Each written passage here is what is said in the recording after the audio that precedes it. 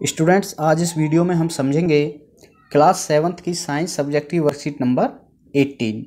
यह worksheet chapter 2 प्राणियों में पोषण से रिलेटेड है। आज हम इस वीडियो में जानेंगे प्राणियों में पोषण कैसे होता है।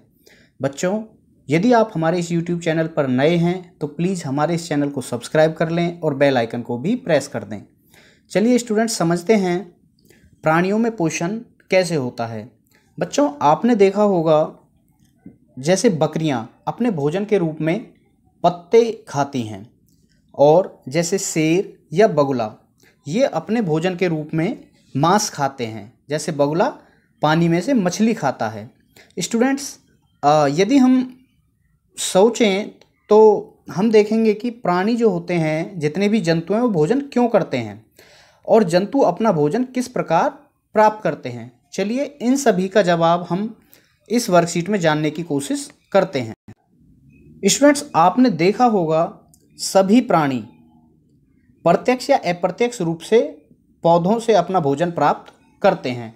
कुछ प्राणी सीधे रूप से पौधों से अपना भोजन प्राप्त करते हैं, जैसे बकरी, हिरन आदि, और कुछ अप्रत्यक्ष रूप से पौधों से ही अपना भोजन प्राप्त करते हैं। जैसे हम बात करें शेर की, शेर अपना भोजन कहाँ से प्राप्त करता है? किसी हिरन को मारकर या किसी भी अन्य जीव को मारकर अपना भोजन प्राप्त करता है। जबकि हिरन अपना भोजन कहाँ से प्राप्त करता है?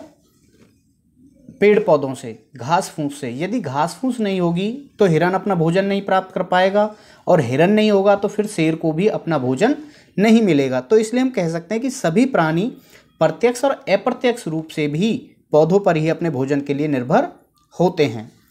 बच्चों, जो प्राणी सीधे तौर पर पौधों से अपना भोजन ग्रहण करते हैं उन्हें हम शाकाहारी जीव कहते हैं। लेकिन जो जीव किसी जंतुओं से अपना भोजन प्राप्त करते हैं उन्हें हम मांसाहारी जीव कहते हैं। और कुछ ऐसे जंतु होते हैं जो दोनों, जैसे शाकाहारी और मांसाहारी दोनों तरह का भोजन करते हैं, उन्हें हम सर्वाहारी जीव कहते हैं।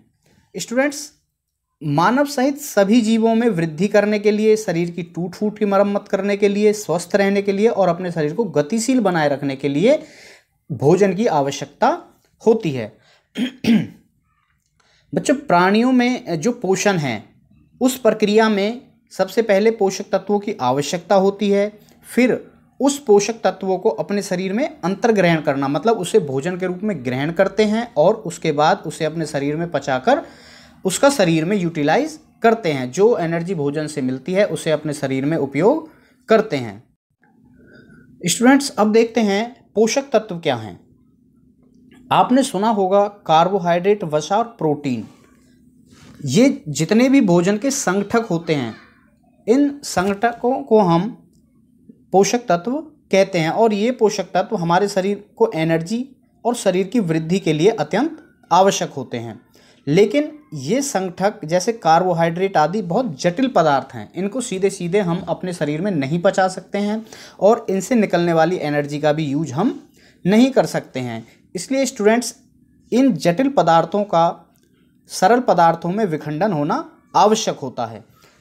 इन कार्बोहाइड्रेट जैसे जटिल पदार्थों का सरल पदार्थों में टूटने की प्रक्रिया को ही हम पाचन कहते हैं। तो स्टूडेंट्स, अब आप समझ चुके हैं पाचन क्या है और पोषक तत्व क्या होते हैं। चलिए इस वर्कशीट से रिलेटेड जो भी क्वेश्चंस हैं उनको भी हम एक बार समझते हैं। क्वेश्चन नंबर फर्स्ट, 3 जीवों का नाम लिखो जो पौधे खाते हैं।